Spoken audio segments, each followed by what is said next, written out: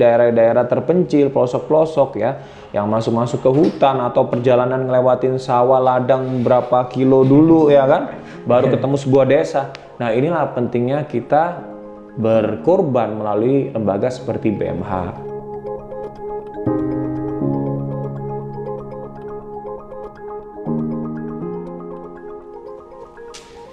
Assalamualaikum warahmatullahi wabarakatuh.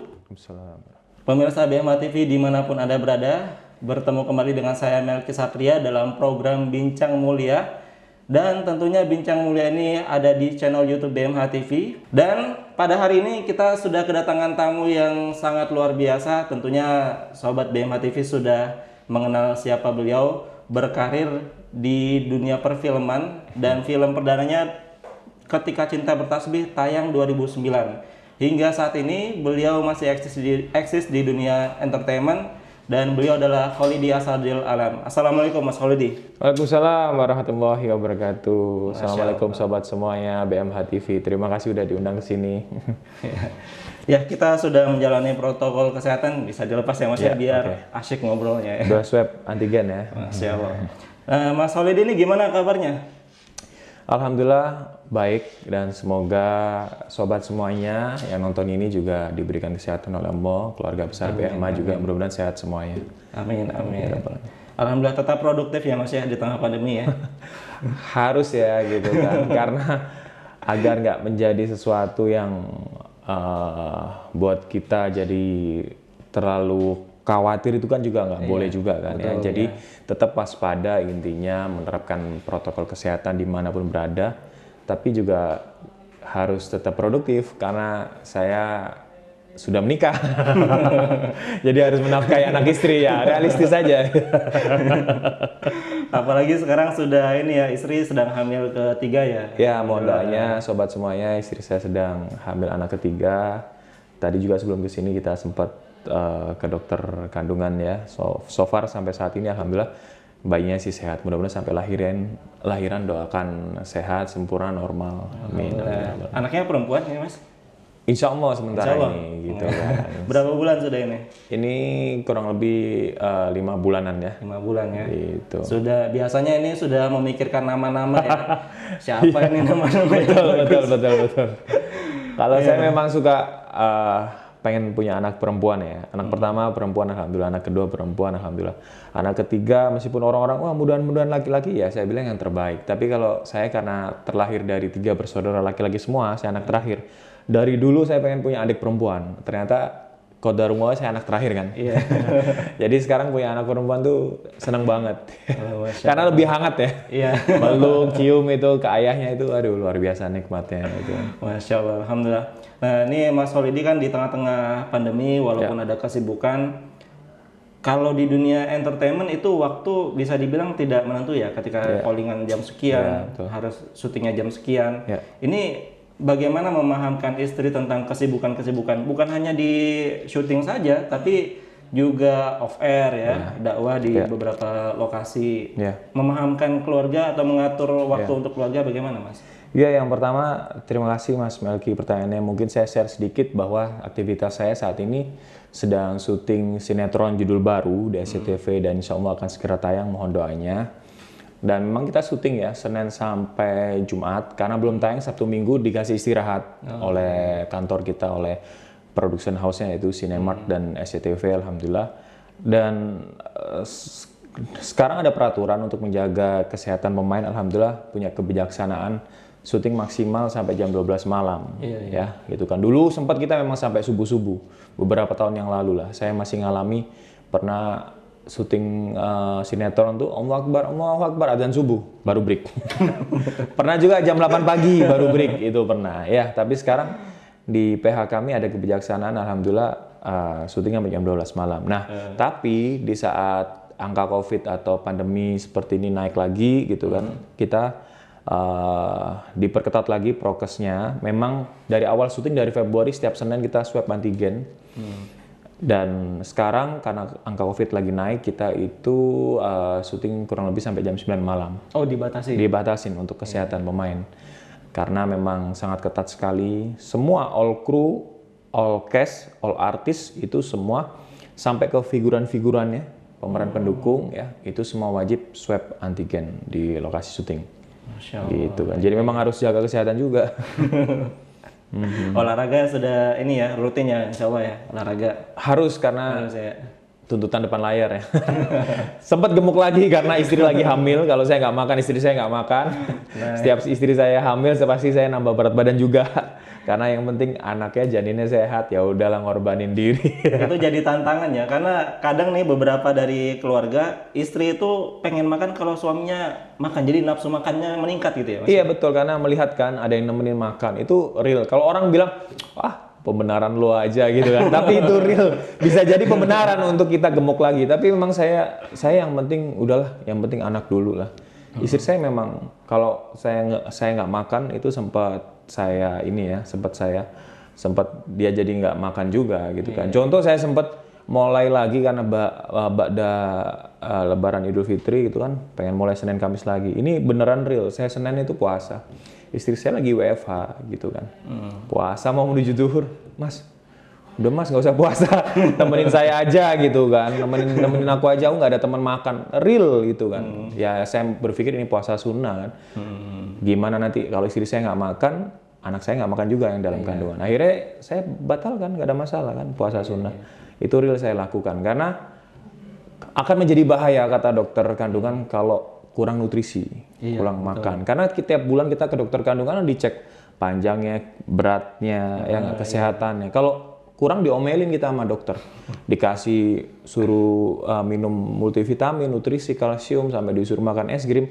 Kayak anak saya yang pertama awal-awal hamil kan istri saya susah makan ya, anak saya yang pertama itu sempat berapa 5 bulanan ini kurang nih panjangnya, kurang beratnya, itu disupport dengan makan es krim, minum kalsium dan lain segala macam. Jadi kita punya pengalaman itu. Jadi menurut saya nemenin istri makan apa segala macam kita baik kan juga insya Allah ibadah ya. Termasuk ibadah juga. Alhamdulillah. Nah ini kita pemirsa BMH TV sebentar lagi nih di bulan Juli kita memasuki yang namanya ibadah kurban. Nah saya penasaran nih dengan Mas Kholidi ketika memasuki waktu kurban ini ya. Mas inget nggak kapan pertama kali berkurban atau kapan pertama kali nih kurban pakai biaya sendiri gitu? Pertama kali saya jadi artis tuh. Tahun 2008 ya. Pertama kali jadi artis pulang dari Mesir ya, syuting ya. Syuting film Ketika Cinta Bertasbih 1 di Mesir, KCB 2 di Indonesia, di Jogja, Magelang dan sekitarnya. Udah mulai punya penghasilan sendiri ya. Itu 2008 saya usia 19 tahun tuh, lulus SMA ya. Saya pertama kali kurban. Saya ingat banget waktu itu kambing masih sekitar 1,5 ya. Gitu. Waktu saya SD kan 500 ribuan tuh. Itu di tahun 2008 kalau nggak salah masih sekitar 1,5. Sekarang kan 3 jutaan ya. Itu kan paling harga kambing paling murah ya. Itu saya kurban sendiri gitu kan. Betapa bahagianya. Alhamdulillah mulai dapat penghasilan saya bisa berkorban. Kalau keluarga sering ya atas nama orang tua saya itu kan ya tiap tahun lah insya Allah ya.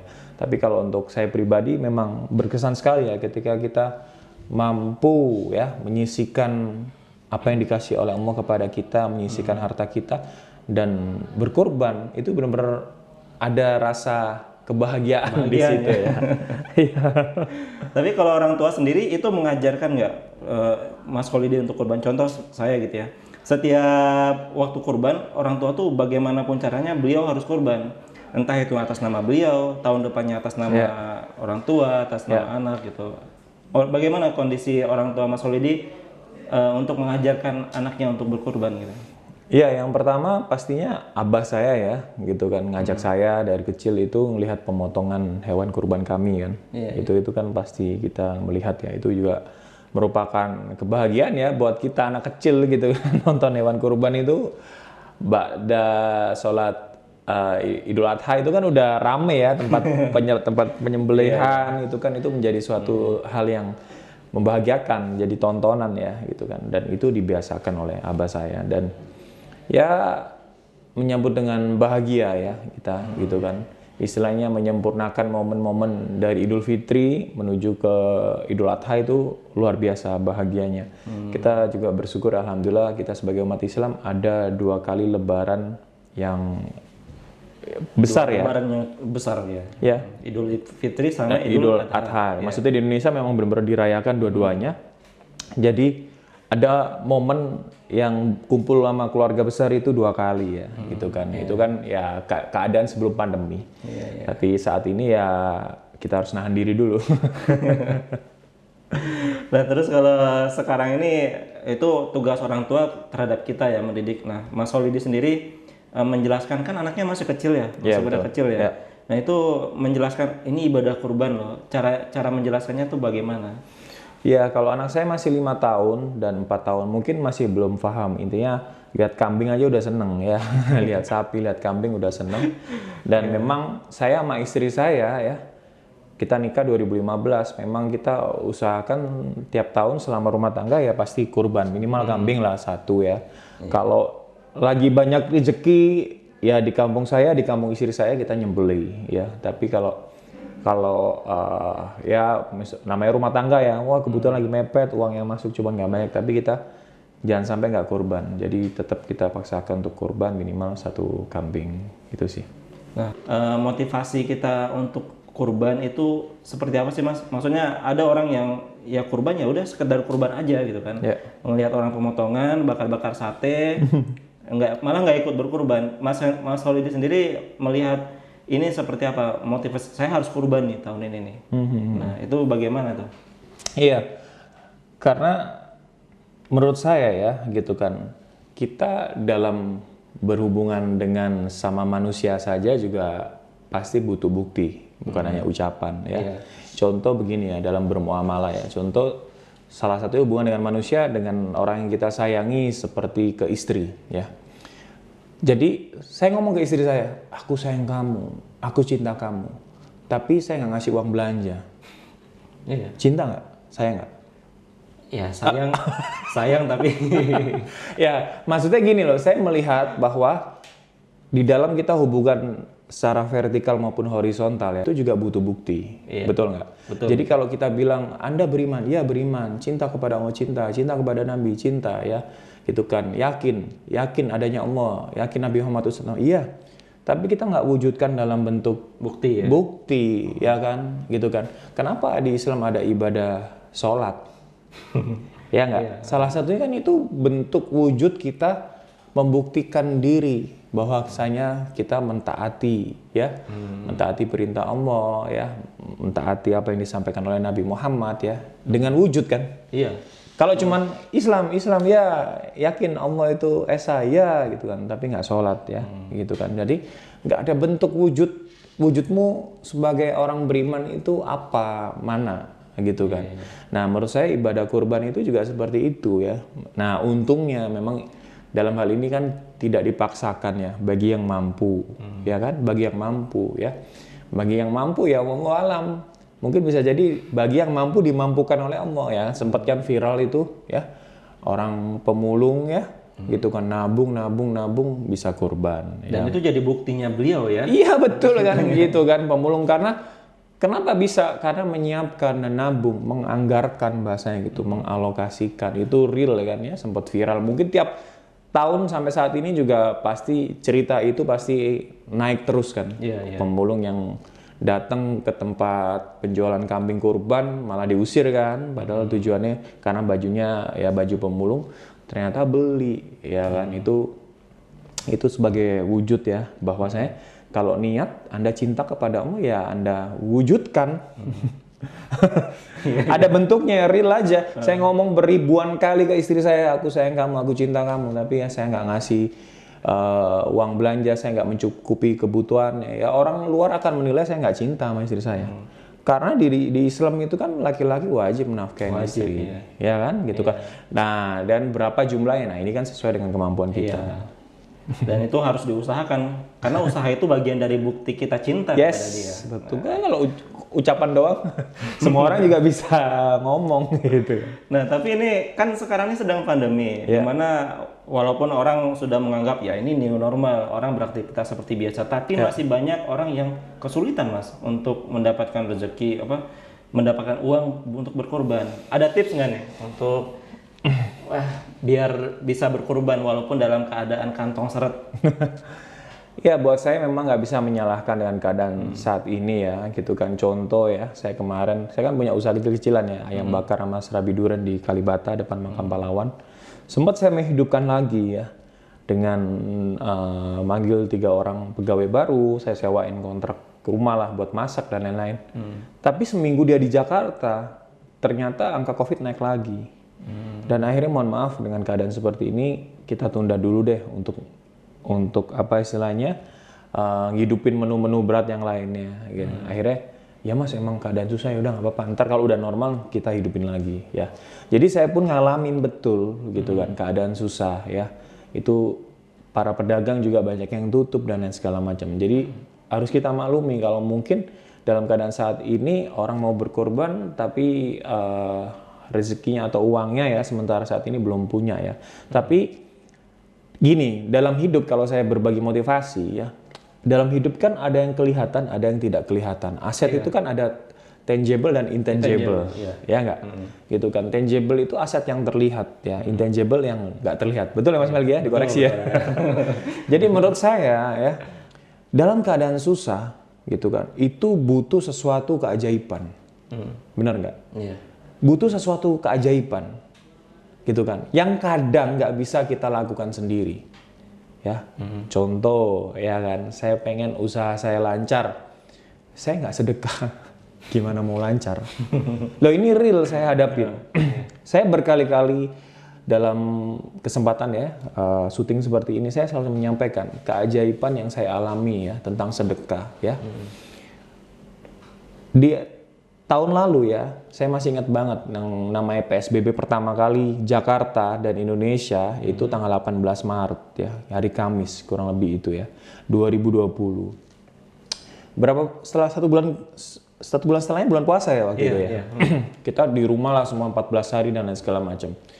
Istri saya ngomong gini, saya tuh waktu itu 2020 awal itu saudara produser saya ngomong, Holiday jangan kemana-mana, jangan ambil jadwal keluar kota terlalu banyak, kamu mau masuk sinetron. Karena pandemi jadi cancel 2020 awal. Ya, saya juga kena saya. Akhirnya saya di rumah aja. Ya, dimasuki bulan puasa ya, di 1 bulan setelah Maret ya, itu bulan puasa ya kalau nggak salah. Maksudnya 1 bulanan ya kurang lebih menuju bulan puasa. Itu hari pertama puasa, istri saya ngomong gini. Istri saya kan sering ikut saya kajian kan, motivasi tentang sedekah dan lain segala macam. Mas, izin ya, aku bikin nasi box agak banyak. Kita bagi-bagi ke satpam komplek, ke tetangga dan lain segala macam. Oh boleh, silakan. Karena keadaannya waktu itu yang viral, banyak orang yang di PHK kan. Bikinlah istri saya 12 nasi box. Hari pertama bulan puasa 2020, awal pandemi. Saya posting tuh, sampai saya tulis captionnya di Instagram saya tidak peduli ini dikatakan ria atau tidak, tapi tujuan saya ayo kita berbagi. Saya bilang di situ gerakan solidaritas berbagi. Anda nyumbang, Anda berbagi makanan ke orang-orang sekitar Anda semampunya. Lagi pula cuma 12 box kok. Apa yang mau disombongkan? Bukan 12.000 box gitu kan, atau 1.200 box. Akhirnya saya posting kan hari pertama puasa berbagi 12 nasi box. Itu seolah-olah saya merasa kayak ketok pintu langit ya. Kalau kita bertamu ya, ketok pintu, assalamualaikum, tok tok tok, tuan rumah biasanya nggak langsung bukain, bener nggak? Iya betul. Itu ada tamu apa enggak ya? Itu kayak ada tamu ya gitu. Ketok pintu yang kedua, hari kedua istri saya berbagi lagi makanan ya. Itu tuan rumahnya ibaratnya baru dengar, oh ada tamu, waalaikumsalam, betul ya. Hari ketiga istri saya masih berbagi. Ketok pintu yang ketiga itu dibukain sama tuan rumah. Seolah-olah salam saya itu dijawab, ya. Langit itu baru membuka. Di hari ketiga istri saya berbagi. Apa maksudnya Mas Holidi? Saya di hari ketiga istri saya berbagi, saya dapat callingan tuh dari SCTV. Mas Holidi nge-host ya di 2 program baru kami. Jadi saya dapat 2 program baru nge-host di SCTV. Orang lain semuanya pada di rumah, saya keluar rumah untuk syuting di SCTV Tower di Senayan City. Tentunya dengan prokes yang sangat ketat, kru cuma dikit, hanya kameramen dan beberapa kru. Gitu kan. Jadi saya malah dapat 2 job. 2 loh ya, program baru. Saya nge-host 2. Itu di bulan puasa 2020. 3 kali saya sedekah nasi box. Meskipun akhirnya kita terusin ya. Jadi kalaupun seandainya kita dalam keadaan sulit, jangan ragu untuk sedekah ya. Dan sedekah jangan langsung minta langsung jawaban dari Allah ya. Iya nggak bisa langsung juga kan. Alam mungkin bisa juga ada yang langsung juga bisa. Untuk menjaga keikhlasan ya sedekah aja, mudah-mudahan dengan sedekah itu rezeki kita dilancarin gitu ya. Iya betul kan, banyak ayat maupun hadis yang disampaikan Nabi ya. Mana qasa sadaqatan mimal gitu kan, tidaklah berkurang ya hartamu jika engkau sedekah ya. Itu udah dijamin sama Nabi Muhammad gitu kan. Ditanya wahai Nabi sedekah itu apa, kan dijawab bertambah ziyadah gitu kan ya. Maksud sampai 3 kali gitu kan. Wah bertambah, itu yang jamin Nabi Muhammad loh, kasih Allah ya. Tapi jangan melupakan yang namanya actionnya ya. Iya betul. Harus ada ikhtiar juga gitu ya. Saya pernah punya pengalaman kalau Mas Melki tadi bilang bahwasanya sedekah jangan nunggu kaya, itu bener gitu kan. Itu saya dalam keadaan sama istri saya nggak pegang uang banyak, saya nggak syuting sinetron. Buat harian, anak saya 2 pampers susu tiap hari, ya nggak, kebutuhan banyak, ya nggak. Istri saya juga di rumah aja, ibaratnya nggak bisa ngantor dan segala macem. Itu juga kita nggak dalam keadaan banyak uang, pegang lebih-lebih terus kita sedekah 12 nasi box, lagi nggak punya uang banyak, gitu kan.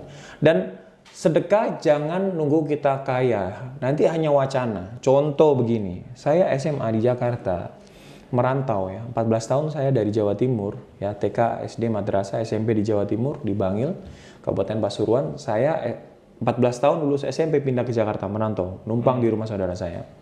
Uang saku saya sehari 10.000 ya. Di Kalibata nih, rumahnya masih ada, rumah masuk gang kecil. Saya waktu itu, ya namanya kita sekolah, pulang belajar, besok sekolah lagi. Terus waktu itu maghrib saya pengen sholat di masjid yang agak jauh dari rumah saya. Pinjemlah motor tetangga. Pinjam motor tetangga, dikasih pinjam. Saya mau sholat di sana tuh masjid. Namanya orang kadang pengen suasana baru ya. Akhirnya dipinjemin saya motor, naik saya ke sana. Ya anak sekolah ya, uang saku saya sehari 10.000 ya, saya sampai masak-masak sendiri, belajar nyambel gitu kan, belajar masak nasi di rumah dan lain segala macam ya, merantau numpang di rumah kontrakan saudara saya. Itu naik motor mau sholat maghrib, ngapain bawa dompet juga nggak ada duitnya, bener nggak ya? Tapi ada suatu keajaiban ya, ini saya ceritakan nih. Saya waktu itu habis wudhu mau masuk ke dalam masjid. Biasanya di depan pintu masuk masjid itu ada apa? Ada kotak amal. Ya, kotak infak ya, kotak amal ya. Mohon alam bisawab, saya waktu itu ketika mau masuk dalam masjid, ya Allah, saya pengen masukin uang ke situ. Pengen masukin uang ke situ, gitu kan. Saya pengen beramal gitu kan. Wah, ntar aja deh gitu kan. Lagi pula saya nggak bawa dompet gitu kan ya. Nggak bawa dompet, wah. Sholat selesai zikir doa, pulang ya, keluar dari masjid, tetap ngelewatin kotak amal yang sama kan. Ketika lewat lagi, itu kotak amal kayak lagi manggil saya gitu. Kayak Oli di sini. Saya lihat lagi, itu memang saya pengen banget ya beramal, masukin uang gitu kan di kotak amal gitu kan. Terus pengen banget deh gitu kan. Saya pegang tuh kantong saya. Kayak ada kertas nih gitu kan. Saya nggak bawa dompet juga nggak ada duitnya, ngapain bawa dompet ya. Minjem motor tetangga. Kayak ada kertas nih. Saya langsung bernazar ya. Ya Allah, berapapun uang yang ada di saku saya akan masukkan kotak amal. Itu ucapan saya tuh. Ya Allah, berapapun uang yang ada di saku saya ini saya masukkan kotak amal. Saya janji. Udah dong, udah ngucap ya seperti itu ya. Saya ambil uang saya kan. Di dalam saku ini kayak ada kertas nih. Pas saya lihat, nyesel saya. Nyesel ngucap janji seperti itu. Kenapa? Kenapa? Ternyata uangnya ini 50.000. Uang makan saya berapa hari? Kalau sehari 10.000 berarti berapa hari? 5 hari. 5 hari. Uang makan saya. Anak SMA ya, usia 14 tahun, lulus SMA, lulus SMP, ke Jakarta, uang makan saya 5 hari tuh. Sehari 10.000 saya di Jakarta. Jadi uang jajan saya 10 hari. Jadi nyesel saya ngucap, berapapun uang di saku saya akan masukkan ke kotak amal. Anak SMA, belum bekerja. Tapi saya udah terlanjur berucap. Ngucap janji kepada Allah. Akhirnya gimana? dalam hati saya tanya lagi, ini bisa jadi Allah ngetes saya. Mungkin tadinya uang di saku saya ini hanya 2.000. Tapi ketika saya janji, ya Allah berapapun uang di saku saya akan masukkan kotak amal, dirubah sama Allah menjadi 50.000. Bisa nggak kira-kira? Bisa. Bisa aja kan? Bisa jadi. Ya Allah alam bisawab gitu kan. Kun fayakun berubah. 50.000. Jarang-jarang Mas Melki tiba-tiba ada uang 50.000. Di dompet aja belum tentu ada ya. Ini kok ada gitu. Akhirnya ya mohon maaf, jujur saya terpaksa. Saya masukin ke kotak amal. Kalau ditanya Holiday ikhlas atau enggak? Enggak. Lah saya bilang enggak. Ikhlasnya enggak. Karena ini uang saku saya 5 hari. Sehari 10.000. Ini ternyata 50.000 di saku. Tapi saya udah terlanjur ngucap. Terpaksa. Kalau ditanya ikhlas, enggak saya enggak ikhlas. Terpaksa, iya saya terpaksa. Tapi saya udah terlanjur ngucap janji. Bisa jadi Allah ngetes saya. Udah ikhlas enggak ikhlas. Terpaksa saya masukin ya. Terus setelah itu saya mumpung dipinjemin motor nih, saya mau silaturahmi lah ke rumah teman saya. Mainlah ke rumah teman saya yang nggak jauh dari masjid itu. Main saya habis maghrib nih ketok-ketok. Temen ngomong saya, Holiday apa kabar? Kata orang tuanya. Udah lama nggak main ke sini. Oh ya Bu, saya baru silaturahmi lagi. Ya duduk ya ngobrol lah. Nggak lama kemudian kakaknya datang. Gitu kan, abangnya datang. Assalamualaikum, waalaikumsalam. Holiday, kemana aja kamu? Udah lama kesini. Oh ya, bang, maaf baru kesini lagi ya.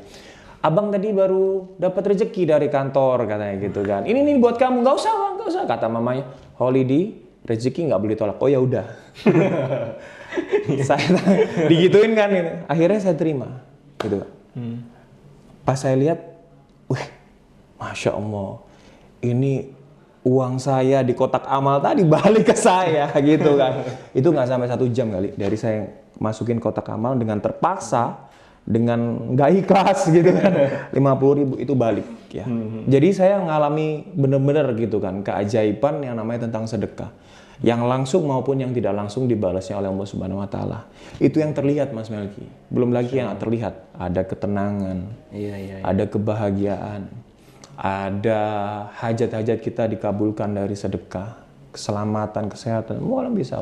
Tapi kalau kita baru belajar sedekah itu sedekah berapapun dak-dikduk juga ya Mas. Ini bakal kembali nggak ya? Keikhlasannya diuji ya, seperti tadi. Iya, jadi kadang-kala ada yang sedekah menurut saya terpaksa kayak saya tadi kan udah terlanjur ngucap kan. Ya udah mau nggak mau. Misalnya contoh tahun depan ya Allah ketika saya diterima kerja tahun depan saya berkorban. Ternyata tahun depan keadaan misalnya tahun ini ternyata pandemi ya, janjinya tahun lalu kan. Ya Anda harus menunaikan karena sudah janji. Sudah janji gitu kan. Ikhlas Anda sudah janji. Iya. Di BMH sekarang ini ada program yang namanya Mas Kurban Tanpa Batas. Nah, ini keren nih. Ini program kurban di mana kita tidak membatasi kurbannya di lingkungan kita saja, tapi penyaluran tuh di beberapa titik di Indonesia, bahkan di pedalaman. Nah, Mas Holiday sendiri gimana pandangannya mengenai kurban di pedalaman? Karena kalau saya sendiri ya kadang suka miris, wah saya kurban di sini udah terlalu banyak daging. Dari lembaga juga banyak yang memberikan ke masyarakat sekitar, mungkin beberapa ya gitu ya. Malah lebih-lebih kadang kan. Oh iya, sehingga terjadi penumpukan. Nah ini kurban di daerah-daerah pelosok pedalaman gimana Mas? Ya menurut saya balik lagi ya. Tentang kenapa ya saya menganjurkan zakat, infak, sedekah ya ke lembaga seperti BMH ini ya, karena salah satunya ada pemerataan ya nggak, karena lembaga seperti BMH ini kan saya melihat satu ya pasti amanah gitu kan, teraudit jelas ya kan tiap tahun pengeluaran dan segala macam disalurkan kemana aja. Berikutnya ada lagi tentang pemerataan ini yang paling penting ya. Kita tinggal di Jakarta, kota besar, atau Anda ada di Surabaya, kota besar, Bandung, dan lain segala macam ya. Mohon maaf, banyak orang kaya. Ya kan? Karena ada di kota besar kan, apa segala macam ya, perkantoran dan lain segala macam. Di daerah juga banyak orang kaya, tapi karena istilahnya ekonominya yang marak itu di kota-kota besar gitu kan, otomatis di daerah-daerah terpencil, pelosok-pelosok ya, yang masuk-masuk ke hutan atau perjalanan ngelewatin sawah ladang berapa kilo dulu ya kan, baru ketemu sebuah desa. Nah inilah pentingnya kita berkorban melalui lembaga seperti BMH ya. Apalagi di musim pandemi ini, ada orang yang begini, aku pengen korban, tapi aku nggak mau repot. Karena lagi pandemi, kalau aku sendiri kan harus lihat, nyariin pemotongnya ya. terus bayarin dan lain segala macam, aku bagiin sendiri gitu kan. Nah, Anda bisa berkorban lewat BMH. Tentunya saya senang sekali ya. Saya mendukung sekali tentang kurban via lembaga seperti BMH karena ada pemerataan di situ ya. Di Jakarta ini mungkin yang pribadi bagi-bagi ke orang sekitar udah banyak ya. Tapi dari saudara-saudara kita yang di daerah di pelosok, masuk hutan-hutan, perkampungan yang jauh dari kota, ya nggak? Mungkin sinyal juga masih belum 4G di sana misalnya seperti itu kan. Bahkan tidak ada sinyal ya. Bahkan tidak ada sinyal.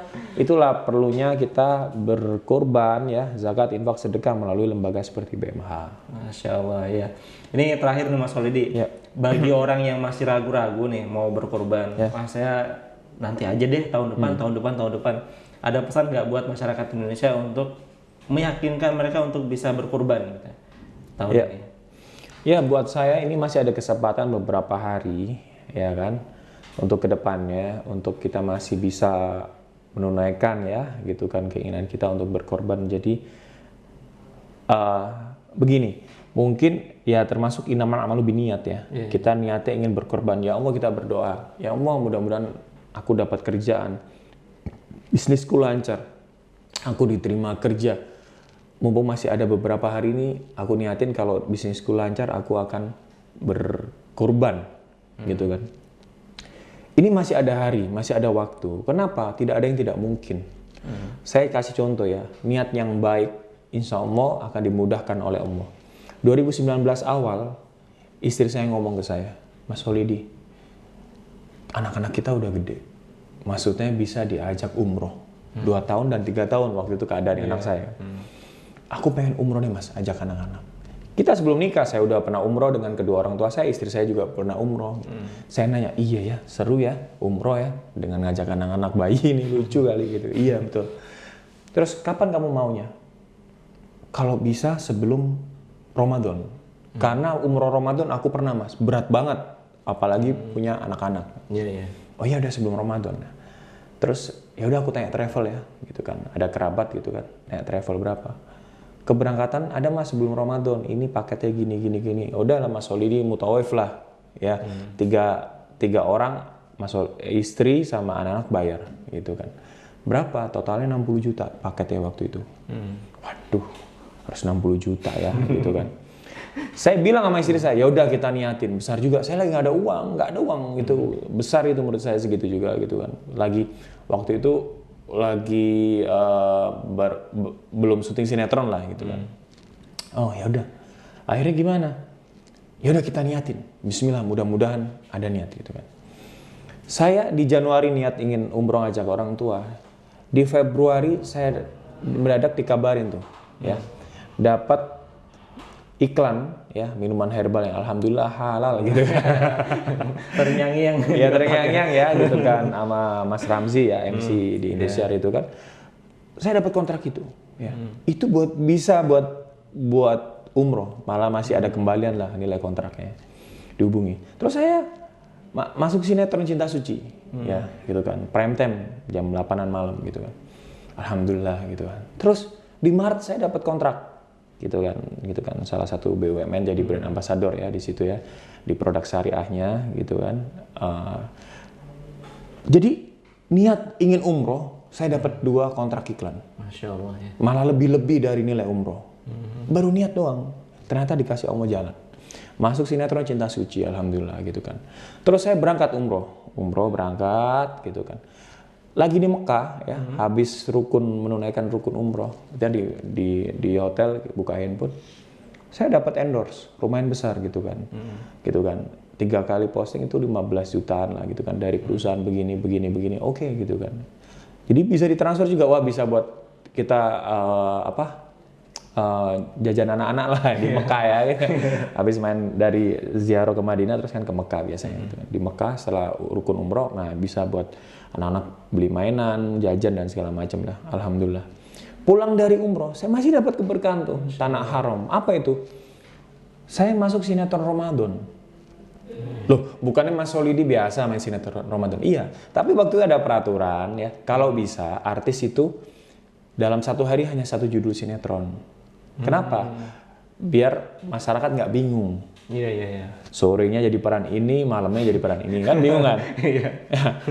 Nah, tapi saya boleh oleh PH dan stationnya boleh. Jadi sore saya masuk judul Merindu Baginda Nabi, ya, karyanya Ustadz Habibur Rahman Razi. Malamnya saya tayang di Cinta Suci. Dalam satu hari saya tayang 2 judul sinetron. Syutingnya sehari, 1 di Sentul, 1 di Cibubur. Bolak-balik. Bolak-balik saya. Ya, ini keberkahan dari tanah haram, niat ingin umroh ya. Enaknya apa? Pada saat Lebaran honor saya 2. Jadi saya bilang ya kepada sobat semuanya, jangan takut untuk berniaga di jalan Allah. Sama sekali jangan takut. Yang jamin Gusti Allah. Yang jamin Allah Subhanahu Wa Taala, ya, bukan manusia, gitu loh. Ya, jadi jangan takut berniaga jalan Allah, gitu kan. Berkorban ya benar-benar kita berkorban. Mengorbankan diri ya. gitu kan, dan insya Allah Allah akan nambahin rizki kepada kita. Amin, gitu. amin. Iya. Baik, terima kasih Mas Kholidi sudah sharing banyak hal ya bersama pemirsa BMH TV di sini, dan semoga perbincangan kita ini bisa mendapatkan keberkahan dan manfaat bagi kita semuanya. Makanya jangan lupa untuk di subscribe channel BMH TV, di like, komen, dan juga di share video ini agar lebih banyak yang menerima manfaat dari obrolan kita pada hari ini. Terima kasih Mas Kholidi sudah mampir ke sini. Semoga sehat selalu, berkah semuanya, rezekinya, dan juga semoga lahiran dari istrinya dipermudah. Amin. Baik, saya Melki Satria dan juga Mas Kholidi pamit undur diri. Bila taufik wal hidayah. Wassalamualaikum warahmatullahi wabarakatuh.